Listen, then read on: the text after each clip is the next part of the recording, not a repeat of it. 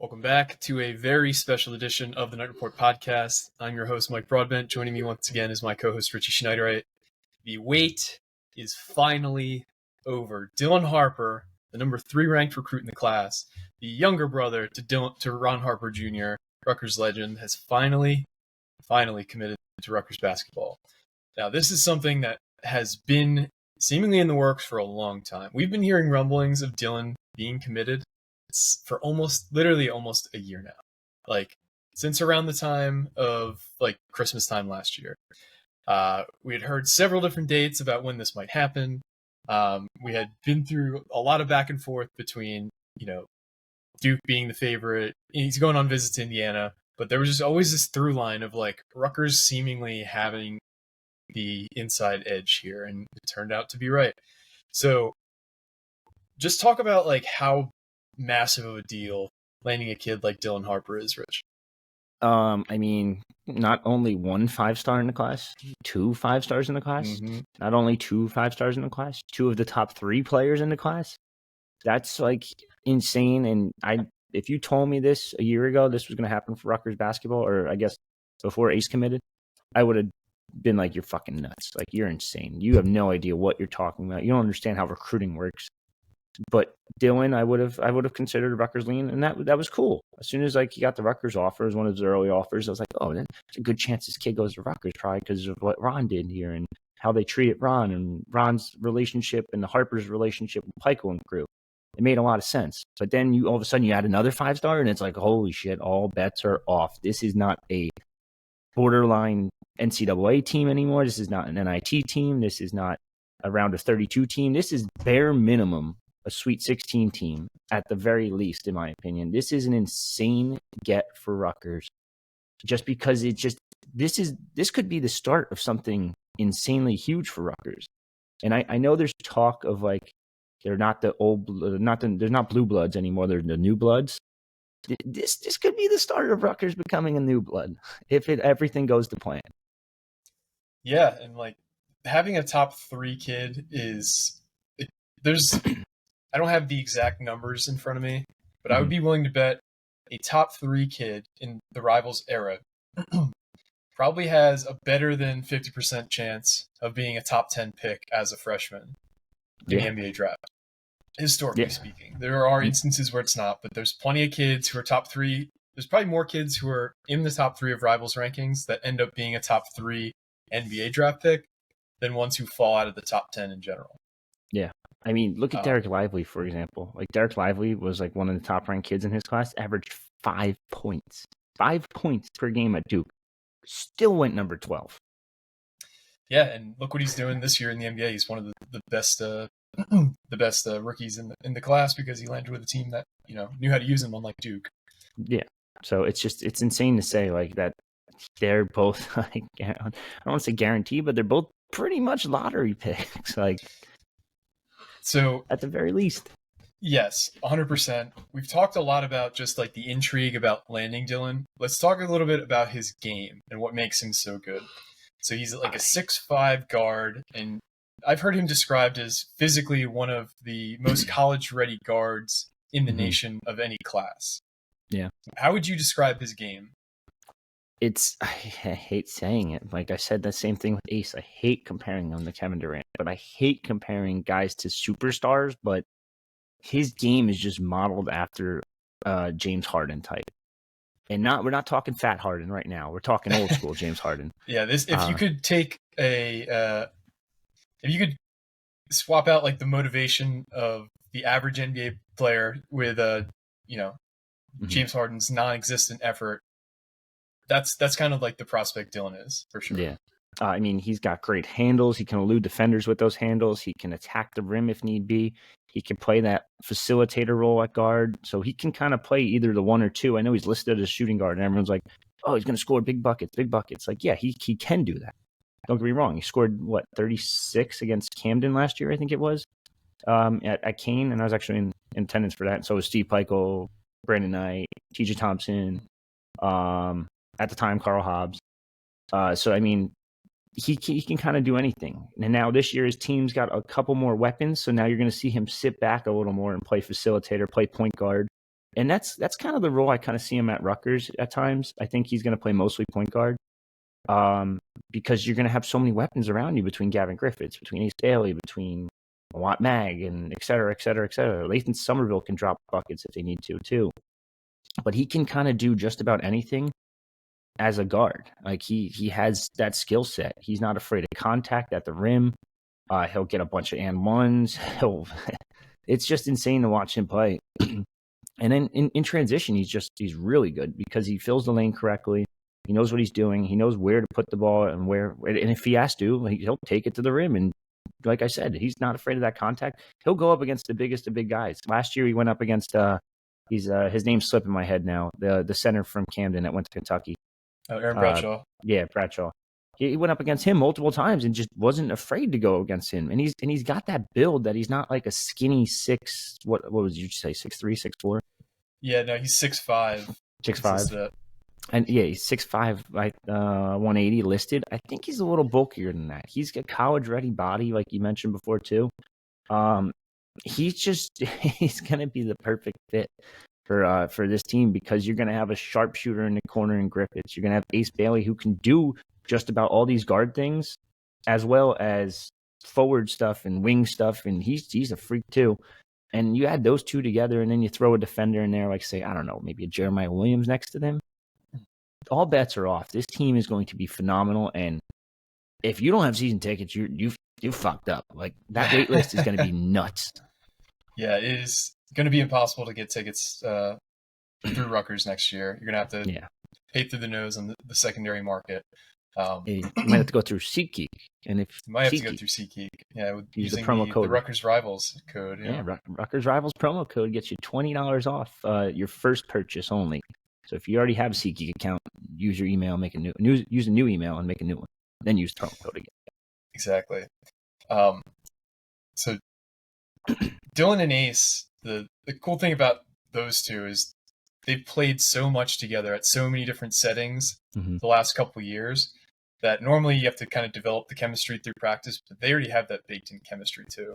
Because if you think about it, they played together multiple times with Team USA. They played together multiple times at the Steph Curry camp, the All-Star game in New York City at Rucker Park this past year. They played together in multiple games with AOT this past summer together, like full games, which is way more valuable than camp settings where you're just kind of dicking around half the time.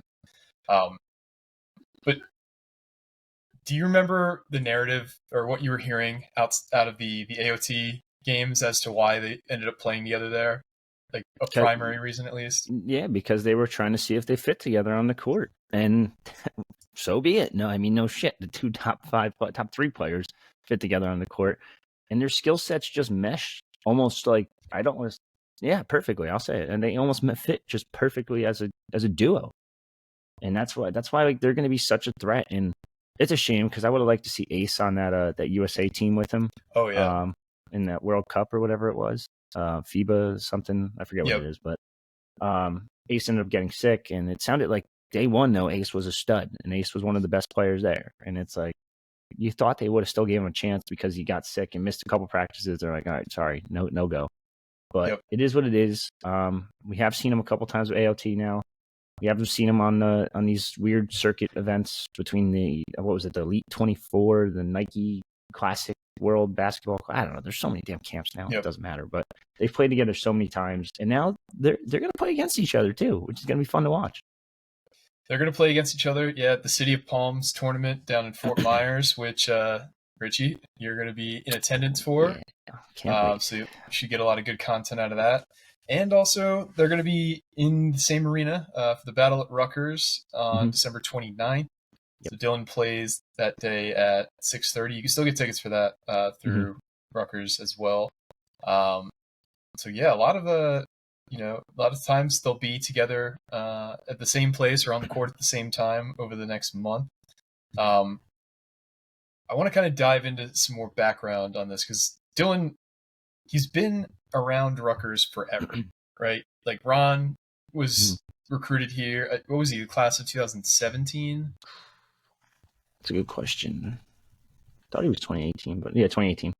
So Ron was the class of 2018. So Dylan's probably been to hundreds of Rutgers games watching his brother. He's been around this team for years now. He's been around Peichel for years now.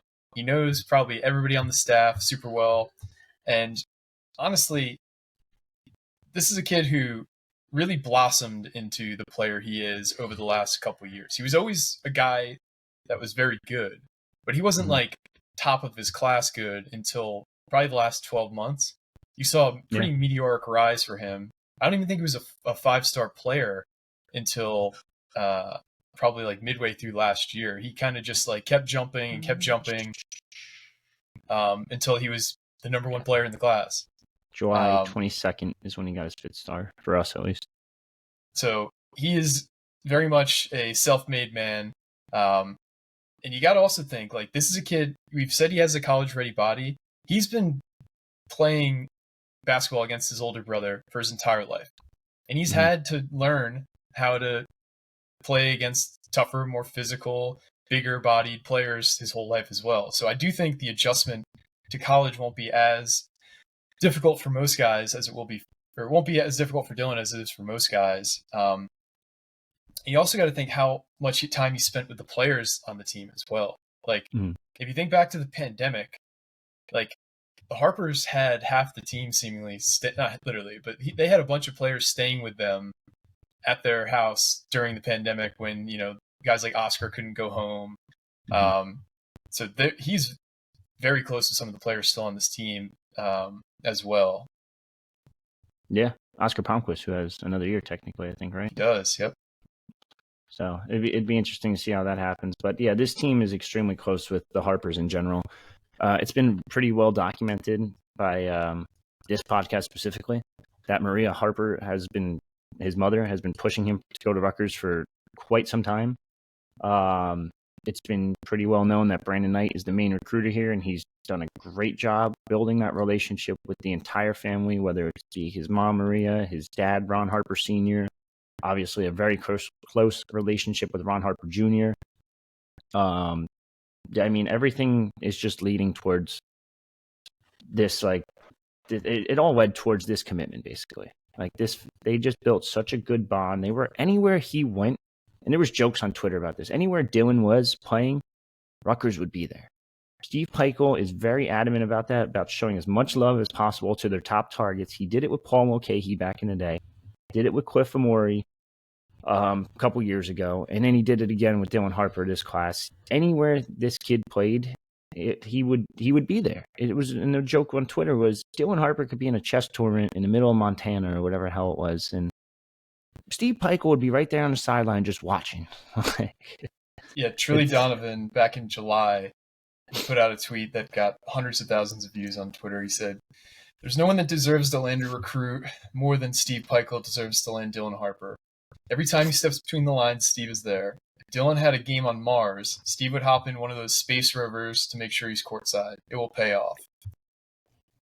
So this has been a narrative that has kind of been underlying on college basketball recruiting, regardless of, you know, the stuff that Indiana fans would say or Duke fans would say or Kansas fans would say. This has been something that kind of has been there the entire time. It's just Dylan wanted to do it in his own way, on his own pace, in his own timeline. And I think his recruitment kind of got away from him a little bit for a while because it kind of got out how much he was leaning towards Rutgers and how that was basically a done deal and kind of the most open secret in college recruiting. And I think he wanted to take some ownership back of that. And that's why things slowed down. I mean, the initial timeline was after Peach Jam. And then it was, first week of September.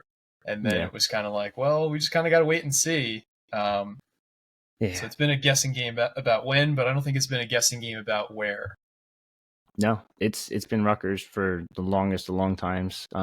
I was extremely confident in May, and hence the future cast before. I'm not going to toot my own horn too much, but like hence we put the future cast back in late May. As soon as the Delquan Warren thing happened, there was talk that Dylan was silently committed, and that's a big reason why Delquan found out, and Delquan's like, I'm not being secondary guard. And like I said before, Dylan Harper's game kind of translates to a point guard type role. And he's going to have the ball in his hands more often than not. And whether it be facilitator or scorer type of role at Rutgers. But that kind of leaves some odd man out, and that's kind of just how it all played out. But yeah, I think this has been a done deal probably since May, maybe even before that, to be honest with you, because he's just been all Rutgers all the time. If you look at his visit schedule, he's visited Rutgers, 5 times since November, I think it was. November 22. Like, he hasn't visited anywhere else. Like, he visited Duke and Indiana in earlier November 2022 or October 2022, whatever it was. But then he went on 4 straight Rutgers visits. And it's like, where do you think he's going? Exactly. Yeah, I don't think that was in doubt. Also, he went to Ace Bailey's signing ceremony last month down in Atlanta in the middle of the week. I think it was like a Wednesday or Tuesday or Wednesday. Yeah, not the easiest trip, not like around the corner or anything. Like, kid's probably still he's got school. Like, I shouldn't say probably, he is in school.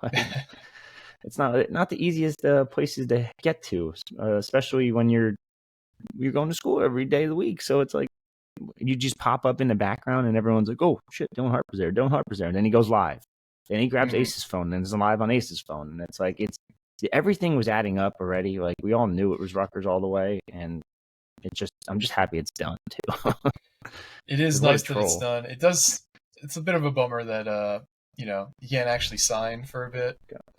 Can't sign until April. But I'll take it. It's not a bad consolation. No, sure. It's just the man trolled everybody for the longest time, and I do give him his props, because unpinning tweets, or not tweets, Instagram posts. I didn't even know about this, and someone like sent it to me. They're like, "Yo, look, he unpinned the Rutgers one. Oh, look, he pinned him back up, and oh, look, he unpinned him again." And it's like, dude, the kid's just fucking with every single one of you. Like, he doesn't. He notices everyone tweets about this. Like, one of the biggest accounts on Twitter for college basketball, I think it was CBK Report, tweeted it like immediately, and they have 36,000. Like, and it just went bonkers, and then all of a sudden we pick it up, and then someone else picks it up, and then someone else picks it up, and it's like, dude, you're like the ultimate troll. And then all of a sudden, like, my buddies know obviously what I do and cover Rutgers, and they're like, "Damn, that future cast is in doubt, dude. It's in doubt." And I'm like, dude, shut the fuck up. Like, I know what I'm doing here. I'm more confident than anyone, and that's why we got this right. We got it first, and we were all over this recruitment, and I'm very, very happy about that. Yeah, no, I know. And even though you did put that future cast in May, we had talked about it for months beforehand. You're like, I think I want to do it. Like, yeah, all I've heard is this and that. I just heard from this person, and they're hearing the same thing. And I just talked to this person, and I want to be first, but I don't want to seem like I'm jumping the gun. Yeah, and you don't want to do it as the Rutgers beat guy either first, because you get a little hesitant because everyone's gonna be like, Homer alert, and it's like, shut up, dude. But very confident in that one, and I mean, I'm gonna toot my own horn, because we were number 1 in Quiff, first in Quiff. We're first at Dylan. We were pretty spot on with the Ace thing. We did say Auburn or Rutgers in the end, and it ended up being Rutgers. I mean, we weren't giving a future cast, but we were pretty good with that one. I don't mean to toot our own horn, but we're pretty damn good at this basketball thing. Not bad. I can't wait till this year's gone great so far. I just can't wait to see what this team looks like and how Playgold puts everything together next year. So many weapons and so many options. You're gonna have guys who want to come play with these guys next year too. Like, Cliff probably isn't coming back. Just want to preface that he could come back for another year, but I don't think he will. So if he doesn't, and Wolfolk will be the primary center with Lathan as the backup, but there's going to be a big who's willing to come to Rutgers. I don't have a specific name, but there's going to be players who want to come play with this team. Well, I do want to say this. I saw some outlandish stuff on our board, and I've seen some crazy stuff on that board, but the most outlandish thing I saw recently was hey, peace out. The most outlandish thing I saw recently was like, yeah, if Cliff comes back, I don't think he really fits with these guys. And I was like, oh my god. Oh like, my God. Him running the floor. Well, number one, they've been trying to get Cliff to run the floor all 4 years he's been here. Mm-hmm. If this year you're starting to see this more up tempo offense, it's not all the way there yet. But you get Ace who runs the floor, Dylan who runs the floor, with a big man like Cliff, who's one of the faster big men in the country, to run the floor. Holy shit. Yeah. And, I mean, we've seen him in practice, but getting Jeremiah Williams back next year, man, he is. Everyone's gonna love Jeremiah Williams. I can't wait to see him in Rutgers uniform. That's the other interesting thing too. I know you said Cliff probably won't come back, so that will end up equaling out the 13 scholarship limit. Actually, no, they'd be one over still. Yeah. So currently they're one over with the current class. With Dylan, they'd be two over. But if Cliff leaves, then they're back to one over. So there's going to be some attrition somewhere, and we know Gavin's probably not going anywhere, pending a giant leap in first-round draft pick. Jermichael's probably not going anywhere since his best friend Ace is coming to the team. You got to make some room somewhere. Whether that be Oscar not returning, Mawat not returning, Emmanuel Ogbol not returning. I think that's an option because he hasn't played a single minute. Like, I don't know. It's going to be interesting to see how this works. Where does Derek Simpson fit into this team? Does Antonio Cho fit into this team? So there's a lot of talk about where this roster is going to be next year as well, too. Yeah, no, it's going to be interesting how all these pieces fit together, but it will. It will. It'll make sense. I have no doubt in that. I'm just so excited, man. It's still not going to feel real to me until that first game where they're all waiting for tip, and it's Ace in the number 4 jersey, I assume, Dylan in the number 2 jersey, and I don't know. I also can't wait for like Adidas on the other side. Adidas is gonna hype the shit out of Rutgers next year. Yeah. We're gonna get so much gear that we've already kind of bumped up our contract or our tier with Adidas, I guess you'd say. But they're gonna really treat us like a 1A school next year, and it's gonna be fun to watch. Basketball alone, you see it starting to happen now because like these guys go on their visits and you see the shoes they're wearing. People don't really recognize. Well, I should say the older generation doesn't really recognize sneakers the way that I guess my generation, younger generation does. Even younger than me, like it's sneakerheads. Like it's a big thing. It's a big like collection thing, collective thing. And if you see some of the shoes they're wearing, those are like tier 1 Adidas shoes. Between the Dames, the Hardens, all the crazy stuff. They're getting custom Rutgers stuff now. You saw the Adidas Ultra Boosts that were custom Rutgers recently, and that's just big news because that means Rutgers is going to be at that next level or that next tier, like you said, for basketball at the very least. And then if football can continue to rise, I could see a jump in Adidas for football as well. But I think for now you're going to see a bunch of Adidas stuff, whether it be billboards in New York City. They're gonna play this up as much as they can because the Northeast and specifically Jersey, New York, is such a basketball haven. Like in between MSG, you put a billboard out there, you put a billboard here at Times Square, and all over Jersey, and it's going to be insane. Like it's going to be absolutely bonkers, and that's why I think next year's schedule is going to be a lot different than this year or any schedule that Pike has ever made at Rutgers because he's going to have a lot of options when it comes to play-in tournaments, MTEs, whatever you want to call them. Holiday tournaments. It's going to be fun. And I don't think we're going to have that many. I don't think we're going to have that many Big Ten plus games next year. We'll just say that much. Yeah, no, definitely not. I know people are complaining about recent ones, and it's just it is what it is. Like it's going to be a lot different next year. You probably have more Peacock and Big Ten plus, but maybe not even that. They might just straight up go BTN, throw it all on everything. Yeah, Peacock really did get a lot of great games this year, and I don't think that's going to change. I think they will still will get some premier games, and it wouldn't shock me if Rutgers had to play in a bunch of them. But that's a good problem to have. That means that our games are sought after. Now, quietly, I'm hoping for like a Duke game. I think that would be a pretty cool one. That'd be awesome. I don't even care if you go neutral site. That's fine by me. I know there's been some talk about more neutral sites in the future, hence why they're doing 2 this year between the Cure and the Prudential. So we'll see if that happens. I'm okay with Prudential. I think that's a cool one. We know the Legends Classic is looking for a team for a 4th team for their thing at Barclays next year. I think it's Syracuse, St. John's, someone else, and empty. which makes a lot of sense. It's local-ish. I mean, Barclays is a pain in the ass to get to. I can talk from experience, but it's still a big arena. It'd be cool, and you're going to promote the hell out of your brand in Rutgers. And if you win the games, it makes you look even better. Yeah, and as long as we don't play another game at Cure, I hate that place. That place was a total nightmare. I'm fine with Barclays. I'm fine with MSG, obviously. MSG would be awesome. Yeah, I'm fine with Cure. Or not Cure, geez. Prudential. Yeah, I will say there's been some talk about MSG, and this is just a rumor, and the schedule's not going to come out for God knows how long, because the Big Ten is whoever makes these schedules. Good credit to you, number one. Number two, why you take so long? Just make it easy, make it simple. But the rumor is UCLA is going to come to Rutgers, but they're not going to play at Jersey Mike's. They're going to play at MSG. So that'd be sick. Maybe one of those dual Sunday, or what do they call them? Showdown Saturdays, or I forget the name of it. Big Something Saturday. Like Big Saturday. That's what it was. Yeah. As long as it's a neutral site game, we don't get screwed like 2 days afterwards when they say it's actually it's a home game.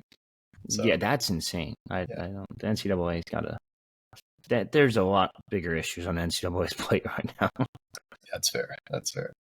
So, but side note, going back to Dylan for a second, he played number one. I shouldn't say number one. Number 22 in the country. They are ranked per ESPN's high school rankings this year, entering the season. So something to keep an eye on.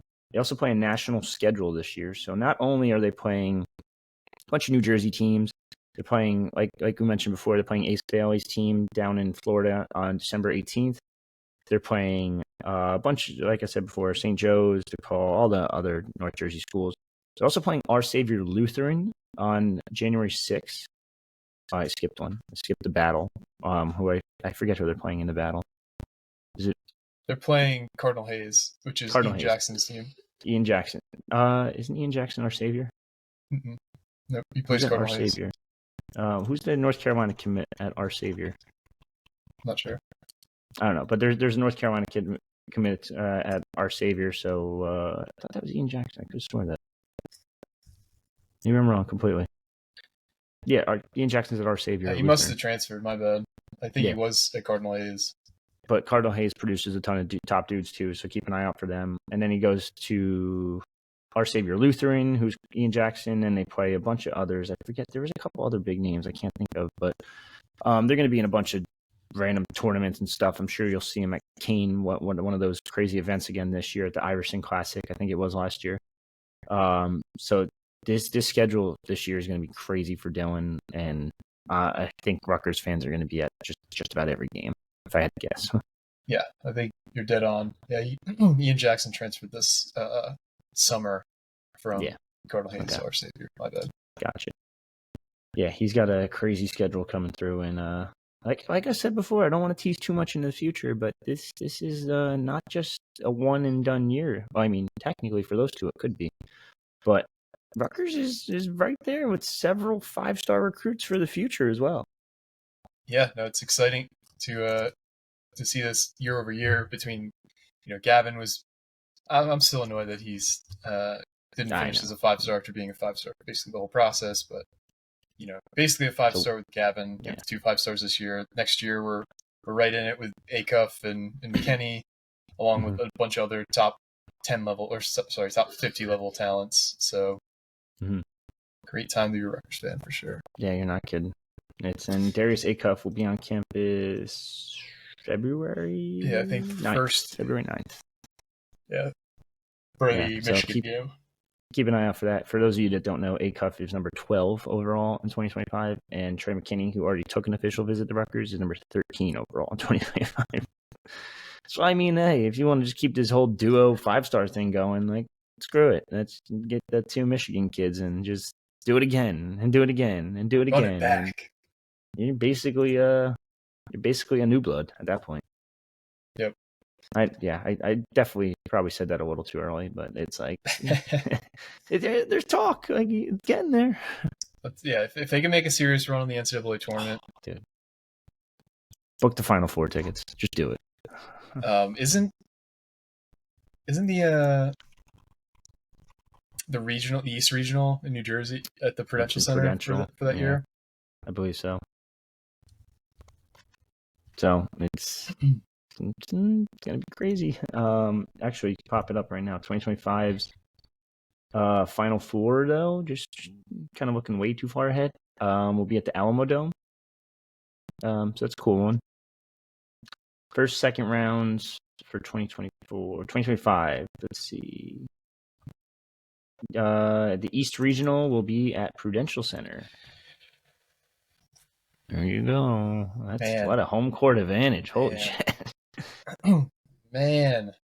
What? And if you really want to drive a stake through the hearts of Seton Hall fans, make it that far and just fill that place with red. Upper deck, too. Man, that'd be amazing. Yeah, that would be something. And I mean, you're going to get a high seed, so they have to give you your regional, more than likely. So, and first, second round, say, hey, I don't know, what are we looking at? Providence, Rhode Island, pretty close, not too far. North Carolina, not too far. Cleveland. Or you give them out? Yeah, Cleveland. Cleveland's not the worst. Dayton, no, not being Dayton anymore. Sorry, getting way too far ahead of myself. Actually, all these like first, second rounds are relatively close, except like Seattle and Kansas and Wisconsin. Oh, never mind. I didn't see Colorado. Ignore everything I just said. There's a lot. I'm looking way too far ahead. This is fun though. All right, but yeah, so. That's kind of all I got. Obviously, incredible news. If you listen to this podcast, you should have been well prepared for this news. It does seem like it was almost maybe a little longer than we would have hoped and thought, but in the end, it turned out in Rutgers' favor. So all is good. All is well that ends well. You got anything else before we head out today? And incredible that this has happened. This is insane. Rejoice for now. Go watch Dylan and Ace later this month. If you do, go check it out. It's down in Fort Myers. It's got to be relatively cheap. If you don't want to make that trip, buy the battle tickets, the battle official, it's called. If you need the link, we could add it to this podcast, I guess. Mm-hmm. We'll add the link in the bio or description or whatever below. It's literally like 4 games of like straight Rutgers commit, basically. Yeah, that's Lathan Somerville starts, then Dylan Harper's at 6, then Ace is at 8, and I think there's a game in between that. But even the game in between that is filled with a bunch of big name recruits. So it's going to be an insane day, and I am looking forward to sitting inside the rack from like 2 to like midnight. Because I love high school basketball, number one, and number 2, it's Rutgers guys on top of it. It's just a good day to watch basketball, and some notable players from that event. Number 2 player in the country in Ace Bailey. Number 3 ranked player in Dylan Harper. Ian Jackson, who's a 5-star. Carter Knox, who's a 5-star. Mm-hmm. Billy Richmond from Camden, who's a high 4-star. Todd Pettiford from Hudson Catholic, who's a 5-star. Kiner Asparilla from Bosco, who's a class of 26 kid, who's a high 4-star. Elijah Moore from Our Savior is in the top 50. Jaden Glover, the Patrick School, is in the top 60. And then you got 2 other top kids in Lathan Somerville and Nas Hart, the class of 25. So just every game is going to have high-level players at it. So I'm looking now, actually. Tickets are $10. So just go buy. I think that's actually the upper levels. The upper levels are $10. The student sections for students, they give student deals, are also $10. 100 level seats, 100 level center is $35 for the day. Like, wow. Court side's $150 if you want to go a little nutty and go watch like Dylan and go scream in his face, basically. It's $150. And the best part about this is they're not in charge of parking this time. So now it's only $17 to park. So you get half price parking than a normal rack game. Wow. Yeah. Almost parking half price. Is out of control of the rack this year. Yeah, sure. $30 is something else. I don't get that, but whatever. All right, everybody. Thanks once again for listening. Go celebrate. This is a historic day in Rutgers athletics history. So I hope everyone enjoys it. And really, what'd you say? I should have popped the champagne bottle behind me, but save that for another day. yeah, these are the moments you really kind of need to savor and enjoy as a fan because they don't come around often. And man, the excitement is going to be out of this world for next year. Incredible. But for me and Richie, this has been another edition of the Knight Report podcast. Signing off.